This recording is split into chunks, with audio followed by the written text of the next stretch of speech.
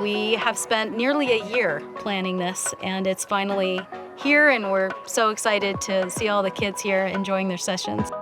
This was put out to the whole district to be able to invite whichever students they wanted. So some schools had an existing green team or a cycling club, and so those students are here. Some of them want to start a program, so then that school sent those students here.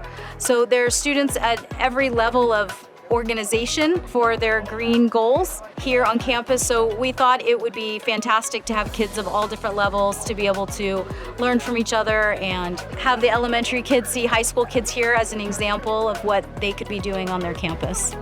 We've really just put our heads together, working with district staff to develop this Green Summit. And the overall goal of this summit is to educate students on sustainability, to engage them and empower them with knowledge to go out and make sustainable choices in their own lives and at their own schools.